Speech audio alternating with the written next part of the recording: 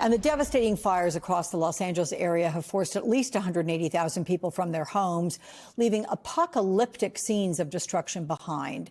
And just weeks after narrowly escaping the Franklin fires in Malibu, one couple was forced to literally run for their lives again when the Palisades fire reached their home. Joining me now, Malibu resident Alec Gellis. And Alec, I'm glad to have you here with me today to talk about this, though I'm just going to say flat out, I cannot begin to imagine what you've been through to survive first the Franklin fire, now the Palisades fire.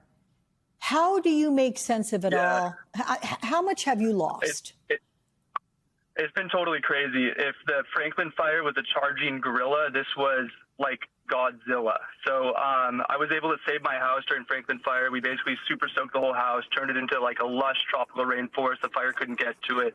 I tried to save my girl's house. This fire wasn't able to. That's me running through the flames. There was no oxygen, suffocating, a blizzard of embers. It was like hornets that were on fire swarming me.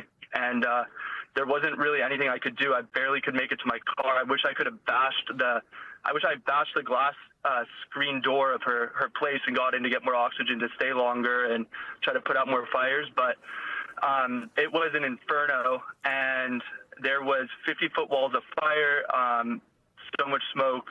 There wasn't anything I could do. And are you talking about Kelly's home? Is that the one you were trying to get to? Oh, I'm so sorry. So it's gone? Yeah. It's gone. She lost everything. It's devastating. And you know there are new evacuation orders today as this Palisades fire is expanding east. What is it even like evacuating, and where are you staying now?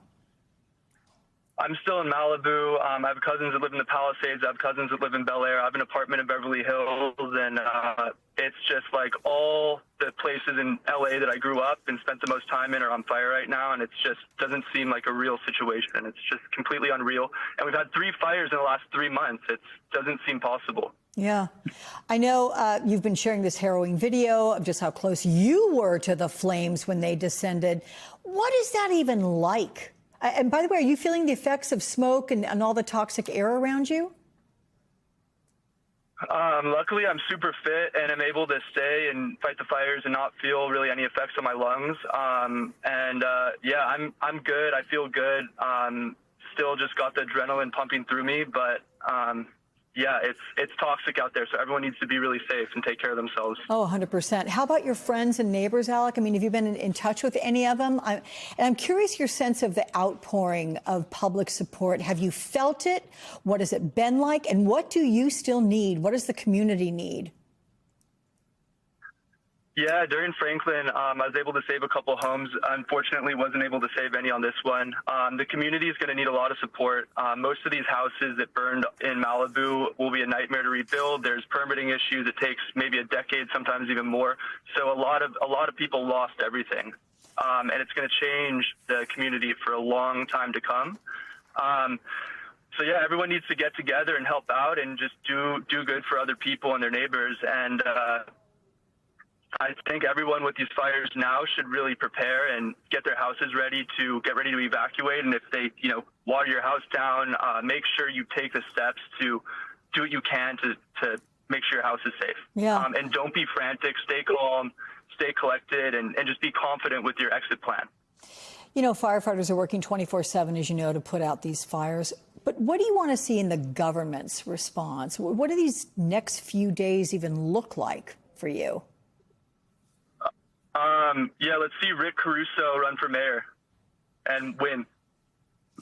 That's local government. Have you thought about state, about FEMA, about the federal government as well? Yeah, I haven't really been thinking about that right now, but we definitely need a big change. What's happening in California isn't working. The state is totally dysfunctional, and we need to do a better job. Let me ask you, when you think about the future, after all of this just shock, a couple of months from now, do you think about rebuilding, about staying? Have you given thought to leaving the area, or are you, like me, by the way, a Californian through and through? I just happen to live and work in New York, but I'm an LA girl.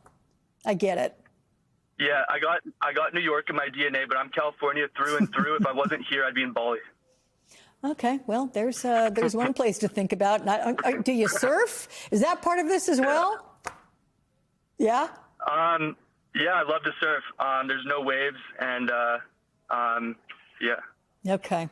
Alec Gillis, I want to thank you so much for your candor and for smiling through all of this. It really brings a lot of hope to see someone who's been through so much. It's important to stay really positive through this and just, look to the future and be the phoenix that rises from the ashes. With change comes opportunities, and everybody who lost something needs to mourn, but also embrace it. I love your attitude. I hope it is infectious for the people who really need it. Alec, thank you. Best of luck to you.